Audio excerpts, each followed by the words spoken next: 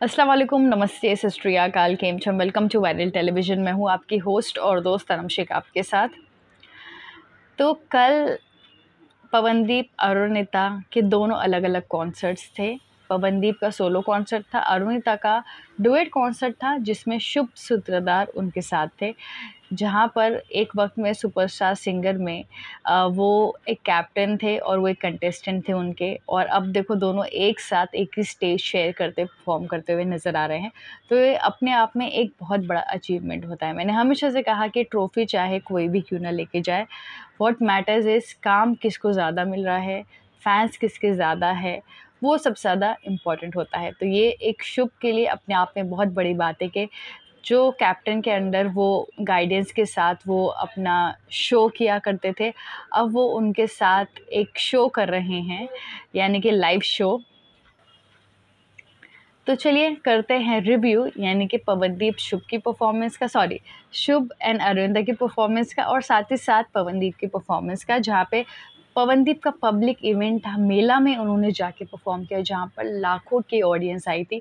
और कैसा रहा रिएक्शन, कैसी रही उनकी परफॉर्मेंस, चलिए शुरुआत करते हैं। लेकिन उससे पहले चैनल को के लिए सब्सक्राइब नहीं किया है तो, और मेरे साथ कोई पॉइंट ऑफ व्यू शेयर करना चाहते हैं तो मेरे इंस्टाग्राम पर मुझे लिख सकते हैं। मेरा यूज़र नेम है ऑफिशियल एनम शेख।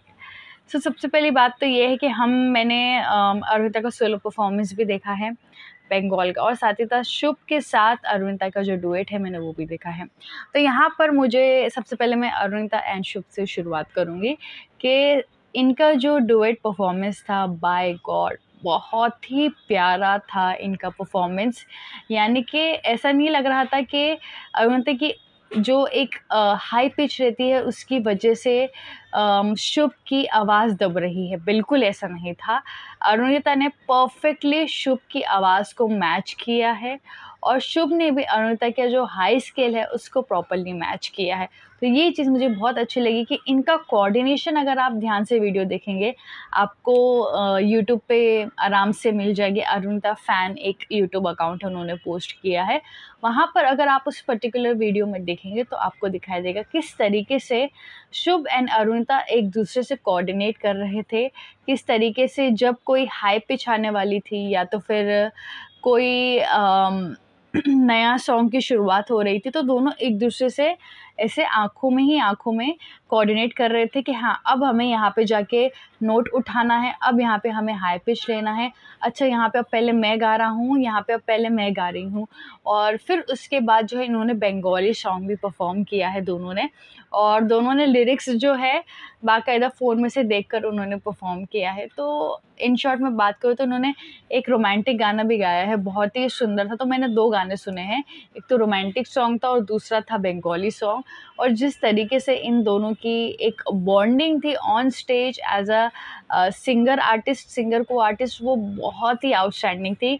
किसी की आवाज़ नहीं दब रही थी, ऐसे नहीं लग रहा था कि अरे इसकी आवाज़ ज़्यादा है, इसकी आवाज़ सुनाई नहीं दे रही है, ये वो, आप कुछ भी मिस्टेक नहीं निकाल सकते। तो शुभ और अरिंदर की डुएट परफॉर्मेंस जो मैंने देखी है, आउटस्टैंडिंग थी, माइंड ब्लोइंग। तो जिस तरीके से ऑडियंस भी रिएक्शन दे रही थी वो भी बहुत ही खूबसूरत था। और साथ ही साथ अगर मैं बात करूँ अरुणिता की सोलो परफॉर्मेंस, तो मैंने यहाँ पे देखा कि अरुणिता जो है नए गाने भी गा रही थी, और साथ ही साथ उनकी एनर्जी भी बहुत प्यारी थी, और हमेशा की तरह उन्होंने आउटस्टैंडिंग परफॉर्म किया।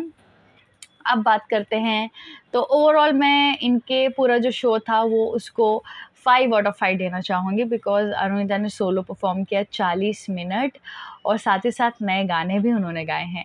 एंड शुभ के साथ तो जो उनका डुएट था वो तो सुपर डुपर था।